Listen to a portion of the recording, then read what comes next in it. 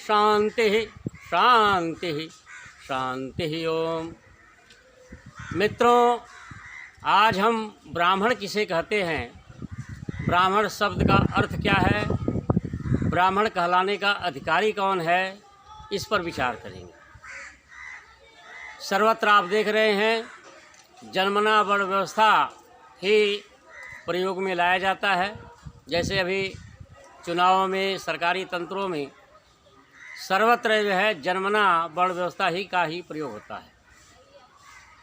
आर्य समाज कर्म से वर्ण व्यवस्था मानता है और आर्य समाजियों के सामने बहुत बड़ी समस्या आ जाती है कि वह कर्म से ब्राह्मण तो बना देता है, लेकिन समाज में आर्य समाजी तो स्वीकार कर लेते हैं, लेकिन अन्य हिंदू समाज जो बहुत बड़ा समाज है, आर्य समाजी क्योंकि संख्या मुश्किल से 1% भी नहीं होगी, तो वे जो कर्म से ब्राह्मण बन जाते हैं उनके सामने बहुत बड़ी समस्या आ जाती है कि वे कैसे हिंदू समाज में अपने को स्थापित करें, हिंदू समाज के साथ सामंजस्य कैसे स्थापित करें। जबकि आप देख रहे हैं सर्वत्र यह कोशिश की जा रही है, राष्ट्रीय स्वयंसेवक संघ की तरफ से, विश्व हिंदू परिषद की तरफ से, हिंदू महासभा की तरफ से, आर्य समाज की तरफ से यह कोशिश सर्वत्र की जा रही है। सतत प्रयास किया जा रहा है कि किसी न किसी तरह से हिंदुओं की संख्या बढ़े। यह चिंतनीय बात है, गंभीर भी बात है, क्योंकि जहां हिंदू अल्पसंख्यक होगा वहां देश की सुरक्षा भी जो है चिंतनीय हो जाती है। तो आइए आज हम इस पर गंभीरता से विचार करते हैं, देखते हैं कि आर्य समाज जोर शोर से हर वर्ग के व्यक्ति को, छात्र को, लड़के को पढ़ा लिखा करके ब्राह्मण बनाने का प्रयास करता है।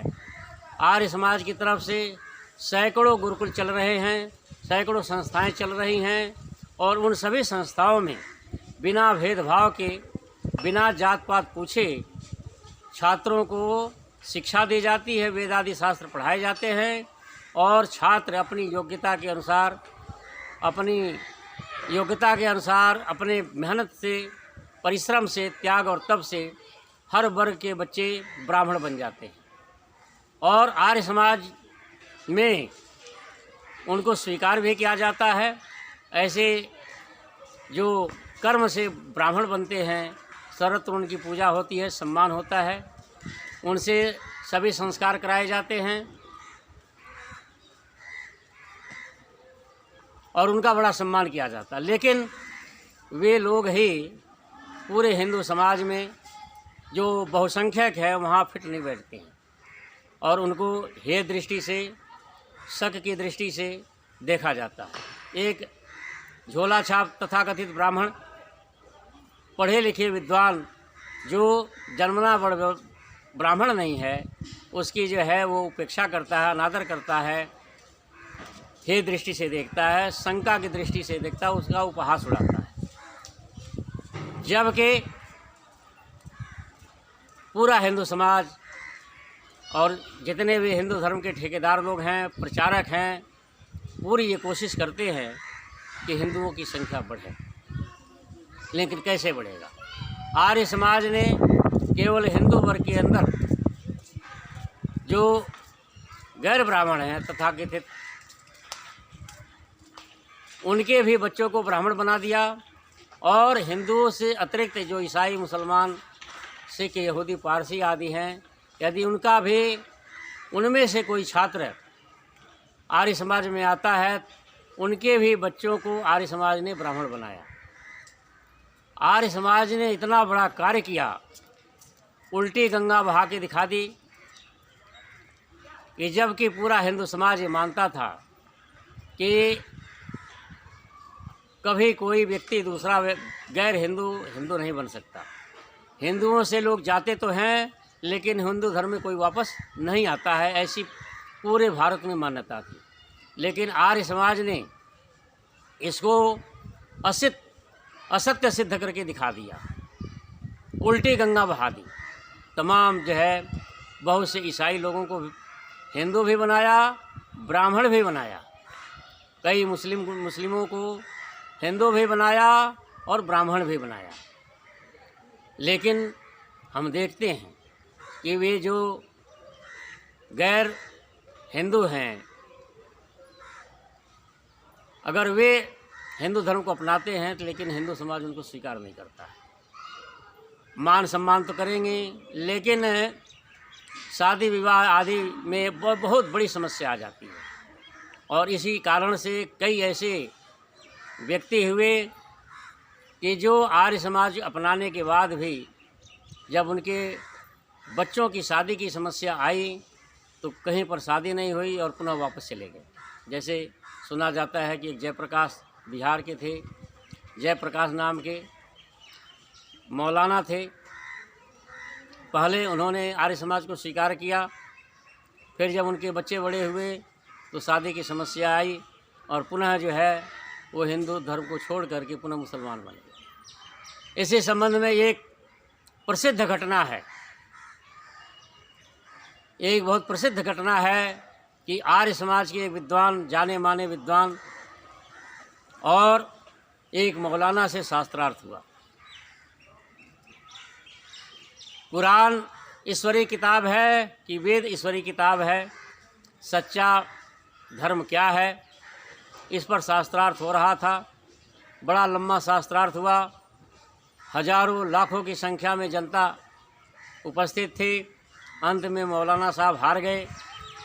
मौलाना ने कहा कि पंडित जी, मैं मानता हूँ कि आपका वैदिक धर्म एक किला है और इस्लाम एक झोपड़ी है। मैं अपनी झोपड़ी को छोड़ करके आपके किले में आना चाहता हूँ, लेकिन एक शर्त है। तो पंडित जी ने पूछा, बताओ क्या शर्त है?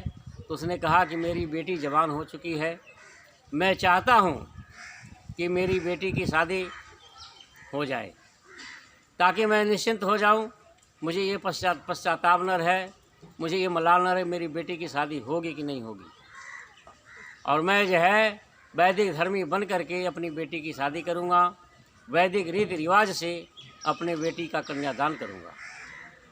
पंडित जी ने जनता के बीच आवाज़ लगाई, कहा कौन ऐसा वीर है, कौन ऐसा आर्य है, कौन ऐसा ऋषि दयानंद का भक्त है जो इनकी बेटी का हाथ थामने के लिए तैयार है, कौन ऐसा व्यक्ति है जो अपने बेटे का विवाह इनकी बेटी से करेगा। तमाम लोगों ने हाथ उठाया, तमाम लोगों ने हाथ उठाया, चारों तरफ जोरदार तालियां बजी, जय जयकारा लगाने लगे सब लोग। फिर उसके बाद मौलाना ने कहा, पंडित जी मैं तो बहुत प्रसन्न हूँ कि मेरी बेटी का हाथ थामने के लिए इतने परिवार तैयार है, लेकिन मेरा बेटा भी जवान हो चुका है। मैं चाहता हूँ कि जैसे मेरी बेटी की विदाई हो उसी प्रकार से मेरे बेटे के लिए भी बहू आ जाए। मैं दोनों की शादी एक साथ ही करना चाहता हूँ, बेटी को विदा करना चाहता हूँ और बहू को घर लाना चाहता हूँ। तो पंडित जी ने पुनः जो है आवाज़ लगाई, अरे कौन ऐसा वीर है, कौन ऐसा आर्य है, कौन ऐसा ऋषि दयानंद का भक्त है जो अपनी बेटी देने के लिए तैयार है। पंडित जी ने एड़ी से चोटी लगा दिया, बार बार लोगों के अंदर जोश भरते रहे, कहते रहे, अपील करते रहे, लेकिन कोई भी व्यक्ति, लाखों की संख्या में जो उपस्थित थे उनमें से एक व्यक्ति भी नहीं कहा कि हाँ मैं अपने बेटी की शादी इनके बेटे से करूँगा। जबकि मौलाना ने कहा कि पहले मेरी बेटी की शादी होगी, फिर उसके बाद मेरे बेटे की शादी होगी। लेकिन पंडित जी आर्य समाजी विद्वान शास्त्रार्थ महारथी अपील करते रहे, प्रार्थना करते रहे, लेकिन कोई टस से मस नहीं हुआ। यह विडंबना है हिंदू समाज की कि आज भी बहुत ही संकीर्ण विचारधारा का यह समाज है, इसीलिए हिंदुओं की संख्या नहीं बढ़ती। देखो, इतना होने के बाद भी सब लोग जानते हैं कि शास्त्रों में साफ साफ लिखा है मनुस्मृति में साफ साफ लिखा है, शूद्रो ब्राह्मणता में थी ब्राह्मणस्येति शूद्रता। ये शूद्र जो है अपने कर्म को सुधार करके, अपने कर्म को छोड़ करके ब्राह्मण का कर्म अपना करके ब्राह्मण बन जाता है, और ब्राह्मण यदि शूद्र का कर्म अपना ले तो वह शूद्र बन जाता है। इसी प्रकार से आपस्तंभ जो गृह सूत्र आदि हैं, आश्वलायन आदि जितने प्राचीन ग्रंथ हैं उनमें साफ साफ लिखा हुआ है कि ब्राह्मण यदि अपने कर्म छोड़ करके शूद्र का कर्म अपना लेता है तो शूद्र हो जाता है। यदि शूद्र अपने कर्म को छोड़ करके, अपनी वृत्ति को छोड़ करके ब्राह्मण का वृत्ति अपना ले, ब्राह्मणोक्त आचार विचार उसका हो जाए तो ब्राह्मण हो जाता है। लेकिन यहाँ यह समाज जन्मना बड़ व्यवस्था मानता है। मैं देखता हूँ कि बहुत से लोग जो आर्य समाज के ब्राह्मण हैं, पढ़े लिखे ब्राह्मण हैं, उनका उपहास उड़ाते हैं, उनकी खिल्ली उड़ाते हैं, और जो ये तथाकथित जो जन्म मात्र से तथाकथित ब्राह्मण हैं, झोला छाप ब्राह्मण हैं, वे अपने को जो है श्रेष्ठ ब्राह्मण मानते हैं। लेकिन मेरे मित्रों, आज हम इस पर विचार करते हैं, ब्राह्मण किसे कहते हैं। सब लोग ये परिभाषा बताते हैं कि ब्रह्म जानाते थे ब्राह्मण, ये जो ब्रह्म को जानता है उसको ब्राह्मण कहते हैं। अब प्रश्न उठता है यहाँ ब्रह्म क्या है? तो प्रायः समाज में यह धारणा प्रचलित है, यह भ्रांति फैली हुई है कि जो ईश्वर को जानता है उसे ब्राह्मण कहते हैं। तो अगर इस परिभाषा को लिया जाए तब तो कोई ब्राह्मण नहीं है, क्योंकि सिर्फ योगी ही अपने को ब्राह्मण कह सकता है। लेकिन मेरे मित्रों, यह बिल्कुल 100% झूठी परिभाषा है। यह सत्य तो है कि ब्रह्म जानाते थे ब्राह्मण, जो ब्रह्म को जानता है उसको ब्राह्मण कहते हैं, लेकिन ब्रह्म शब्द के कई अर्थ होते हैं। परमात्मा को भी ब्रह्म कहते हैं, वेद को भी ब्रह्म कहते हैं। ब्रह्म माने होता है बड़ा, ब्रह्म शब्द का अर्थ होता है बड़ा। परमात्मा सबसे बड़ा है इसलिए उसको ब्रह्म कहते हैं, लेकिन वेद को भी ब्रह्म कहते हैं। इसी के साथ ही देखो ब्रह्मचारी शब्द। अब ब्रह्मचारी शब्द का अर्थ क्या हुआ? ब्रह्म में विचरण करने वाले को ब्रह्मचारी कहते हैं। प्राय जो है ब्रह्मचारी किसे कहते हैं? छात्र को ब्रह्मचारी कहते हैं। अब जो है उसको ब्रह्मचारी कहा जाता है, इसका मतलब 100% झूठी बात है। उसको ब्रह्मचारी नहीं कहना चाहिए। ब्रह्मचारी तो सिर्फ उसे कहना चाहिए जो योगी हो, क्योंकि योगी ही ब्रह्म में विचरण करता है, परमात्मा में विचरण करता है। लेकिन जो छात्र होता है, छात्र को ब्रह्मचारी क्यों कहते हैं? इसीलिए कहते हैं कि ब्रह्म माने वेद। वह वेद को पढ़ रहा, वेद, उपवेद, अंग और उपांग, 4 वेद हैं, 4 उपवेद हैं, 6 अंग हैं और 6 उपांग हैं। यानी ये सब के सब जो है वेदों की शाखाएं हैं। वेद एक विशाल वृक्ष है, और उस विशाल वृक्ष की ये उपवेद, अंग और उपांग, ये सब क्या है? वेद की ही ये शाखाएं हैं। तो जो इन शाखाओं पर विचरण करता है उसको ब्रह्मचारी कहते हैं। इस सार्थक, यह सही परिभाषा है। ब्रह्मचारी माने ब्रह्म में यानी वेद का विचरण करने वाला, वेद को पढ़ने वाला, वेद की शाखाएं, उपशाखाएं। जैसे शिक्षा पढ़ रहा है, अंग क्या है? निरुक्त, शिक्षा, व्याकरण, ये सब क्या है? अंग हैं। इनको जो पढ़ता है, फिर उसके बाद उपांग, 6 दर्शनों को उपांग कहते हैं। उपवेद, 4 वेद, 4 उपवेद। तो ये जो है इनको जो पढ़ता हो, ऐसा नहीं केवल 4 वेद पढ़ता हो, उपवेद को जो पढ़ता हो, 6 अंगों को जो पढ़ता हो, अंग में जो शिक्षा, कल्प, निरुक्त, व्याकरण आदि आ जाते हैं, इनको जो पढ़ता हो, और 6 दर्शनों को जो पढ़ता है, इन सब को जो पढ़ता है उसको क्या कहते हैं? ब्रह्मचारी, यानी ब्रह्म में विचरण करने वाला। तो इससे सिद्ध होता है कि ब्राह्मण शब्द का अर्थ ये हुआ कि जो वेद को विद्वान हो। अब ऐसे अब देखा जाए कि जो लोग अपने को ब्राह्मण कहते हैं, क्या वेदों के विद्वान हैं? इसीलिए वेद के विद्वान को वेदी, द्विवेदी, त्रिवेदी, चतुर्वेदी बोलते हैं, इसीलिए कहा जाता है। तो मेरे मित्रों, ब्रह्म जानाति इति ब्राह्मण, यानी जो वेदों का विद्वान है या वेदों की शाखाओं को जो जानता है, शिक्षा, कल्प, निरुक्त आदि जो पढ़ा है, दर्शनों को पढ़ा है, व्याकरण को पढ़ा है, अष्टाध्यायी जिसने कंठस्थ की है, अष्टाध्यायी की व्याख्या जिसने पढ़ी है, वे सब ब्राह्मण हैं। लेकिन जो कुल परंपरा से थोड़ा मोड़ा संस्कृत सीख लिए, ये कैसे ब्राह्मण हो जाएंगे? तो मेरे मित्रों, देखा जाए तो ये जो तथाकथित ब्राह्मण हैं, ये झोला छाप ब्राह्मण, ये तो ब्राह्मण है ही नहीं। हाँ, इनमें जो पढ़ा लिखा है वो तो ब्राह्मण है ही है।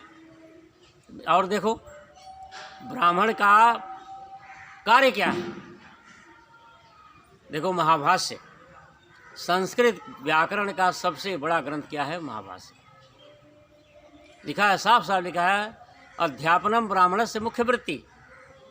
ब्राह्मण का मुख्य कार्य क्या है? अध्यापन। यह मुख्य वृत्ति है उसकी। और भी वैसे तो मनुस्मृति ने बताया 6 कर्म: पढ़ना, पढ़ाना, यज्ञ करना, यज्ञ करवाना, दान देना, दान लेना, ये कर्म बताए हैं।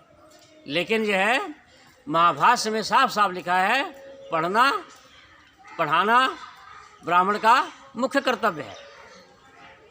तो जो ब्राह्मण होता है बहुत त्यागी तपस्वी होता है, धर्मात्मा होता है, उसका आचार विचार बहुत शुद्ध पवित्र होना चाहिए, त्यागी तपस्वी होना। देखो, महाभाष्य में एक जगह कहा कि ब्राह्मण के घर में ब्राह्मण संग्रह ही नहीं होता है, संग्रह नहीं करता है, वह ब्राह्मण होता है। लेकिन देश काल परिस्थिति के अनुसार जैसे जैसे आवश्यकताएं बढ़ती गई, समाज परिवर्तित होता गया, जीवन जो है संघर्षमय कठिन होता गया, तो इसलिए ब्राह्मण की आवश्यकताएं भी बढ़ती गई। उसके लिए भी जरूरी है। नहीं तो प्राचीन काल में ब्राह्मणों ने ब्राह्मणों के लिए ही बहुत कठोर नियम, दंड का विधान भी सब बहुत कठोर, और उसकी आजीविका के लिए बहुत कठोर नियम बना दिए। नहीं तो देखो, मीमांसा दर्शन में तो यह है कि ब्राह्मण अपनी दक्षिणा यानी पारिश्रमिक, देखो हर व्यक्ति के लिए पारिश्रमिक निश्चित होता है। जितने मजदूर हैं उनके लिए पारिश्रमिक निश्चित है, जितने श्रमिक हैं, शिल्पी हैं, उनके लिए पारिश्रमिक निश्चित, डॉक्टर आदि हैं उनके लिए पारिश्रमिक निश्चित, जो अन्य लोग हैं सबके लिए पारिश्रमिक निश्चित। लेकिन ब्राह्मण के लिए पारिश्रमिक उसको कह दिया दक्षिणा। और दक्षिणा से फिर क्या बनाया? श्रद्धा समान। नहीं तो वैसे तो मीमांसा दर्शन में ये साफ लिखा हुआ है कि ब्राह्मण अपनी दक्षिणा यानी पारिश्रमिक तय कर ले, जिस प्रकार से सारा संसार तय करता है। एक बुलाओ बढ़ई को, वो भी कहेगा मैं इतना लूँगा। लोहार को बुलाओ, वो भी कहेगा मैं इतना लूँगा। सुनार को बुलाओ, वो भी वो कहेगा इतना ही लूँगा। प्लम्बर को बुलाओ, वो भी कहेगा मैं इतना लूँगा। मजदूर को, फावड़ा चलाने वाले को कहो, वो भी कहेगा मैं इतना लूँगा। हल चलाने वाला भी इतना लूँगा, डॉक्टर भी इतना लूँगा। सबका निश्चित, केवल ब्राह्मण का ही निश्चित नहीं होता, क्योंकि ब्राह्मणों ने ब्राह्मणों को ज़्यादा कठोर नियम बना दिया कि तुम्हें दक्षिणा मांगनी नहीं चाहिए। और आगे चल कर के ब्राह्मणों ने, जो सच्चे ब्राह्मण थे, उन्होंने ब्राह्मणों के लिए और कठोर नियम बना दिया मध्यकाल में। ब्राह्मण को केवल धन भिक्षा करी भोजन करे, हिय जप हरि नाम, कि ब्राह्मण जो है भिक्षा करके भोजन करे और हृदय से परमात्मा का नाम ले। ब्राह्मण ऐसा होना चाहिए। तो इसी कारण से मेरे मित्रों, जब समस्याएं खड़ी हुई तो ब्राह्मणों में भी दोष आया। जब सारा संसार बिगड़ा, गरीबी आई, भारत गुलाम हुआ, गरीबी छा गई, सर्वत्र जो है लोग परेशान थे, त्राहि त्राहि मचे थे, तो ब्राह्मण जो है अपनी शर्त के अनुसार दक्षिणा नहीं ले सकता था, तो सब लोग अपनी कसर जो है, अपनी गरीबी उसी ब्राह्मण को आज भी करते, हमारे साथ भी होता है। खूब जो है लोग शादी विवाहों में अनावश्यक रूप से 4-4 फोटोग्राफर को बुलाएंगे, फिर उसके बाद फुलवारी वाला होगा, बाजा वाला होगा, फूल वाला होगा, माली भी होगा, सब तय होता है।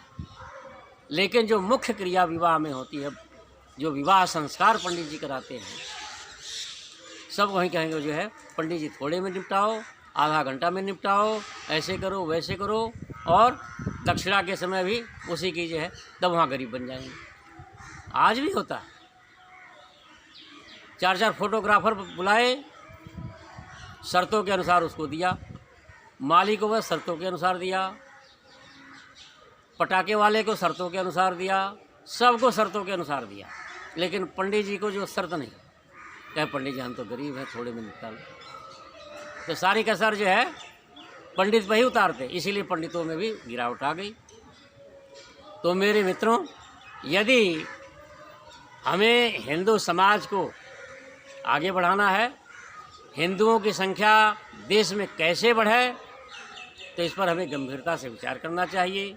ये जन्मना वर्ण व्यवस्था, अभी मैं कई शंकराचार्यों के और कई हिंदू धर्म के धुरंधर विद्वानों के प्रवचन सुन रहा था, तो सब के सब जो है एक स्वर से यही मानते हैं कि वर्ण व्यवस्था जन्मना होगी। और प्रमाण देखो, प्रमाण क्या देते हैं, उनके पास भी प्रमाण है। कहते हैं देखो, महाभाष्य में ही एक जगह लिखा हुआ है, तपः श्रुति योनिश्च ये तत् ब्राह्मण कारकम। दूसरे अध्याय में, अष्टाध्यायी के दूसरे अध्याय का नए सूत्र है, और नए सूत्र पर महाभाष्य में कारिका है, तपः श्रुति योनिश्च एतत् ब्राह्मण कारकम तपः श्रुति भ्याम यो ही न जातीय ब्राह्मण से। अब इसमें वो प्रमाण देते हैं कि देखो, जन्म से वर्ण व्यवस्था का भी विधान है, लेकिन तो ये भी तो है तपः श्रुति योनिश्च, कि तप से व्यक्ति ब्राह्मण बनता है, तपः श्रुति से भी शास्त्रों को पढ़ करके ब्राह्मण बनता है, और योनि यानी जन्म से भी ब्राह्मण बनता है। तो कहता है तप और श्रुति से, विद्या से और तप से जो हीन है वह जन्म नाम मात्र का ब्राह्मण है, जन्म से ब्राह्मण। लेकिन यह बात जो है महर्षि पतंजलि, ऋषि पतंजलि जो व्याकरण के महाभाष्यकार हुए हैं, ये किस काल में हुए हैं? यह भी उस काल के रीति रिवाज संस्कृति से प्रभावित थे। यह बात जो है पूर्ण रूप से वैदिक नहीं है, यह वैदिक सिद्धांत नहीं है। इस बात को जब कहा जाता तब आर्य समाजी भी चुप हो जाते, लेकिन सीधे सीधे समाधान नहीं बताते कि महर्षि पतंजलि जिस काल में पैदा हुए वो भी उस काल के रीति रिवाज संस्कृति से प्रभावित थे। उन्होंने उस काल में, महर्षि पतंजलि जो पुष्यमित्र राजा के काल में हुए थे, गौतम बुद्ध के पश्चात हुए थे, उस काल में वर्ण व्यवस्था जन्मना थी, जन्मना वर्ण व्यवस्था थी, कर्म पर आधारित नहीं था। लेकिन फिर भी उन्होंने यह बात तो रखी कि व्यक्ति पढ़ लिख करके ब्राह्मण बनता है, तपस्या से ब्राह्मण बनता है, और जन्म से भी ब्राह्मण बनता है। तो यह जो वैदिक सिद्धांत क्या है, विद्या से, तपः श्रुति, तप से और श्रुति से व्यक्ति ब्राह्मण बनता है, न कि जन्म से, योनि से कोई ब्राह्मण नहीं बनता है। तो यह अवैदिक सिद्धांत है। वैदिक सिद्धांत यह है कि विद्या से ही और तप से ही व्यक्ति ब्राह्मण बनता है। तो पौराणिक लोग, कुछ लोग ये तर्क उपस्थित कर देखो, तो पतंजलि ऋषि तो ये कहते हैं, वैदिक महाभाष्य में लिखा है, तो महाभाष्य की कुछ बातें हैं यह अवैदिक है। कि जैसे महाभाष्य में लिखा है पंचनखा भक्ष्या, इसका समाधान बहुत से आर्य समाजी भी नहीं कर पाते। पंचनखा, मैं भी बहुतों से पूछा मैंने, इसका समाधान आर्य समाजी भी नहीं कर पाते। और सीधे कहना चाहिए कि महाभाष्यकार जो पतंजलि ऋषि हुए हैं वो गौतम बुद्ध के बाद हुए, और वह काल जो है घटाटोप का काल था, अंधकार का काल था। वैदिक सिद्धांत उस समय बहुत कम प्रचलित थे, अंधकार छाया हुआ था, पाखंड, अंधविश्वास, जात पात, छूत, ऊंच नीच, छुआछूत की बातें छाई हुई थी। उससे वे भी वो जो है अछूते नहीं थे। इस कारण से पशुओं की बलि होती थी, लोग मांस खाते थे। इस कारण से महाभाष्य में बहुत सी बातें जो है ऐसी है जिसको हम आर्य समाजी लोग स्वीकार नहीं कर सकते। इसका समाधान बहुत से आर्य समाजी भी नहीं कर पाते। इसका सीधा समाधान है, कहो कि महर्षि पतंजलि ऐसे काल में पैदा हुए कि सर्वत्र अंधकार था, वर्ण व्यवस्था कर्म पर नहीं जन पर आधारित हो गई थी, छुआछूत ऊंच नीच की बातें थीं, मूर्ति पूजा प्रचलित थी और बहुत पाखंड था। बलि प्रथा थी, पशुओं की बलि दी जाती थी, लोग मांस भी खाते थे, बलि दे देते उसका मांस भी खाते थे। इस कारण से जो महाभाष्य में जो अनर्गल बातें मिलती हैं वह महर्षि पतंजलि जो है उस काल की संस्कृति से प्रभावित थी। यह समाधान सबसे सरल समाधान। मैंने बड़े बड़े विद्वानों से पूछा, लेकिन उल्टी सीधी बातें करते हैं। तो मेरे मित्रों, इससे सिद्ध होता है कि ब्राह्मण जो है किसे कहते हैं, ब्रह्म जानाति इति ब्राह्मण, यानी जो वेदों का विद्वान है, वेद को पढ़ता है पढ़ाता है, वेद की शाखाओं को पढ़ता है पढ़ाता हुआ ब्राह्मण है। और ब्राह्मण को त्यागी तपस्वी होना चाहिए, ये तो पहली शर्त है। लेकिन जो जन्म से कोई ब्राह्मण नहीं होता है, और जो लोग इस बात को मानते हैं, निश्चित रूप से वे हिंदू धर्म के शत्रु हैं। यदि हिंदू धर्म का विकास करना है, बढ़ाना है, हिंदुओं की संख्या बढ़ानी है, तो आर्य समाज को अपना करके ही हिंदू समाज सर्वांगीण विकास हो सकता है। नहीं तो लाख कोशिश कर लो, हिंदुओं की संख्या नहीं बढ़ सकती।